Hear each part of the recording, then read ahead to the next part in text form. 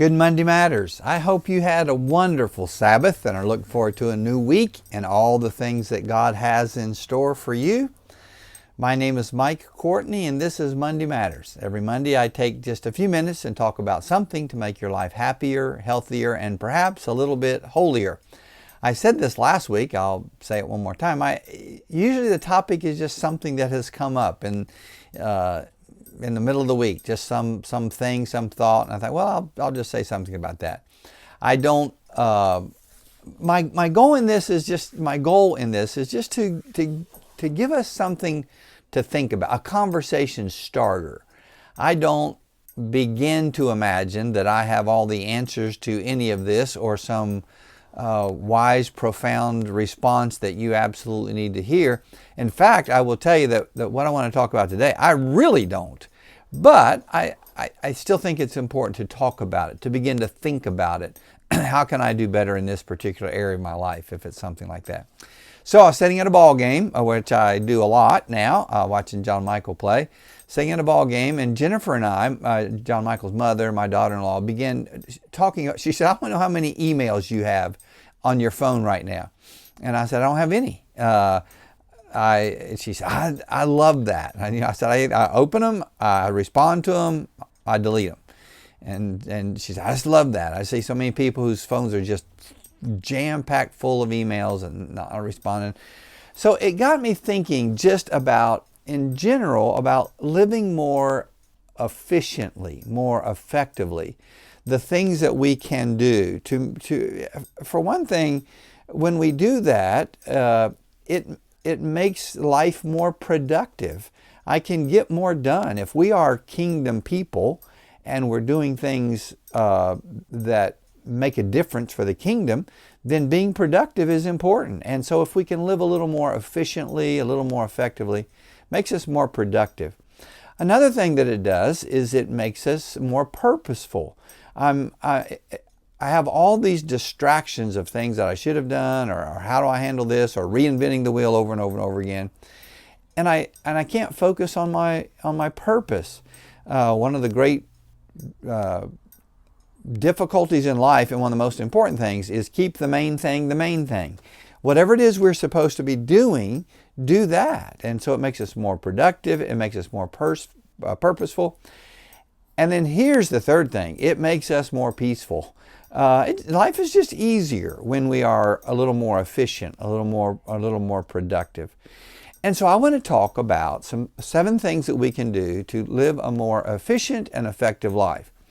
And again, let me say, this is not my expertise. I don't believe that I am the guru on this at all.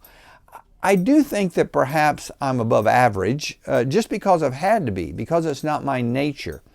When I was an associate pastor in Mount Vernon, Ohio, Dr. Jack Archer was the pastor. I followed a guy, David Wine, who was unbelievable. He was organized. He was efficient. He knew how to get things done.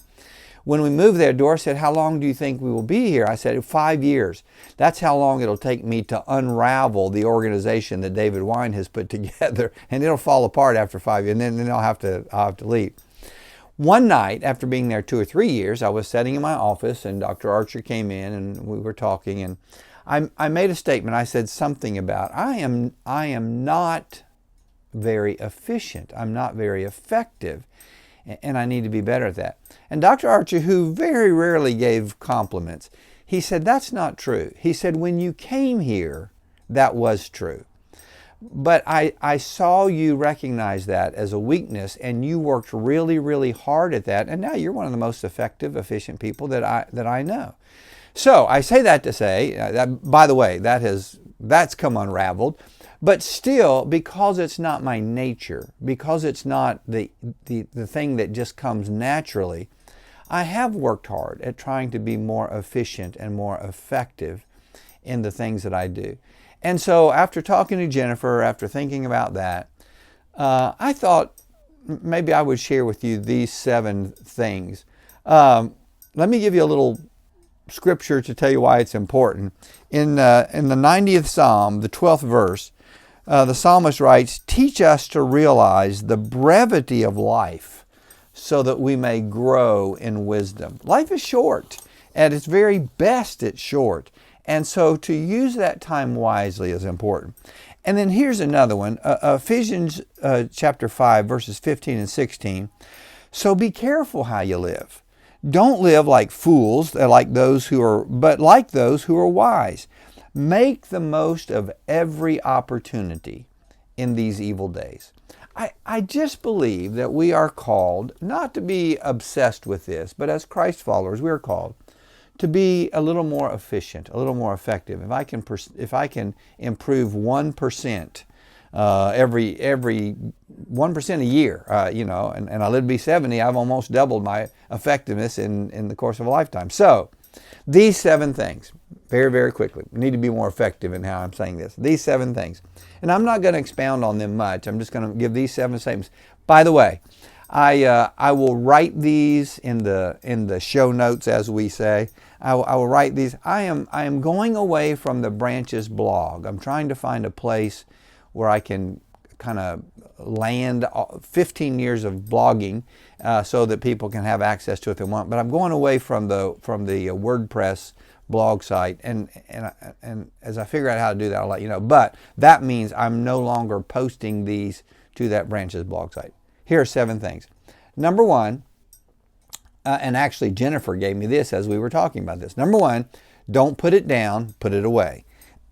Just make it a habit. We have so much stuff nowadays, and if we're not careful about where we put it, we just become overwhelmed with that. And it's so easy to I use a tool, I just lay it down, and then I can't find it the next time. Don't put it down, put it away. Everything has a place, and a place for everything, and a thing for every place.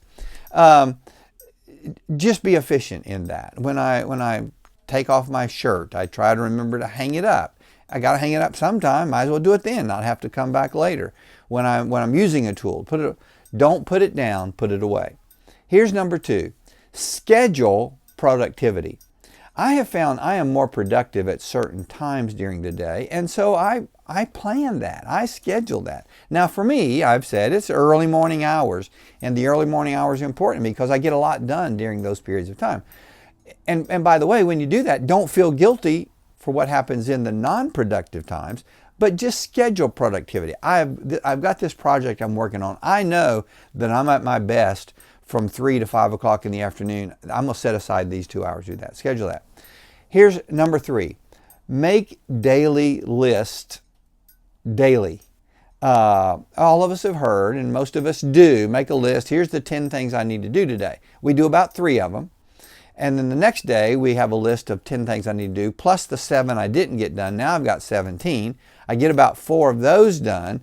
And so the next day, I make a list of the 10 things I need to do, plus the 13 that I still have left over. Now I've got 23, and I just become overwhelmed with that. Make the list every day. 10 things you need to do. At the end of the day, throw it away. Start all over again the next day. Make daily lists, but make them daily.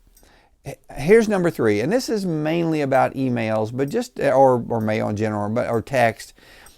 Read and respond. Read and respond. If I don't respond pretty quickly, I'll just tell you, I don't respond. I lose it in an email. I forget the text. I don't remember where the letter is. Read and respond. Read it at that moment. And if the response is to just make a note that I need to get back to that person a little bit later, but do something. Don't just read an email or open mail or read a text and not do anything with it. Do something intentional. Respond in some way. Number 5, I have to hurry.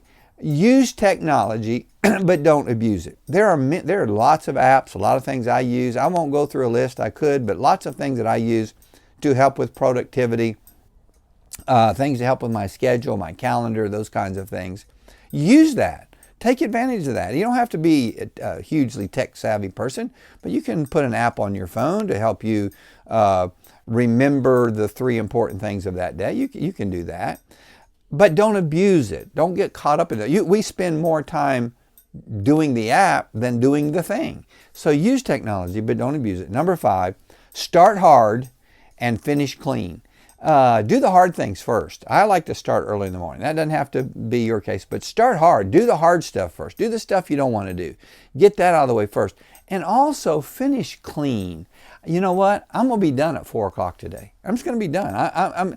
Don't just let things drag on and, well, I'll just kind of, when I get to it, I'll stop. No, start hard, finish clean, have an end time, which kind of leads to the last thing. And the last thing is play. I'm far more productive when I play and when I pray. And hooray. Play, pray, hooray. Make sure that you have time to enjoy life, to fill your joy tank, to play. It's important, and schedule it if you have to. Pray. I am far more effective when I take the time to pray. And then hooray, celebrate. Man, I got this project accomplished. I feel so good about that. Pray, play, and hooray. Remember those things. 7 things. Let me say them again really fast. Don't put it down, put it away. Schedule productivity. Make daily lists daily. Read and respond. Use technology. Don't abuse it. Start hard and finish clean. And finally, play, pray, hooray. One more verse, Ecclesiastes chapter 1. The writer of Ecclesiastes says, there is a season for everything, a time for every activity. Just do things in the right time. Be more effective, be more productive. I was not productive in this thing. I am way too long. Sorry about that. I will post something every day on, where do I post them? On Instagram or Facebook about this. And I look forward to seeing you next week. God bless you. Have a great day.